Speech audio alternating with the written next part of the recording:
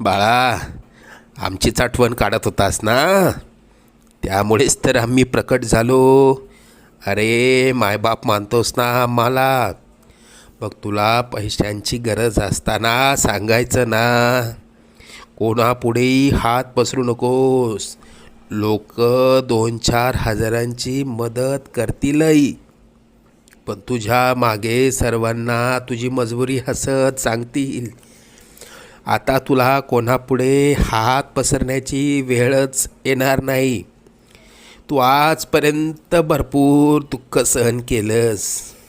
लवकरच तुझ्या रडक्या भाग्यात सुखाचे दिवस येतील. तुझ्या मनात असलेली इच्छा पूर्ण होऊन अक्कलकोटला पेढे घेऊन येणं होईल. येशील ना आम्हाला भेटायला अक्कलकोटला? सगळं मनात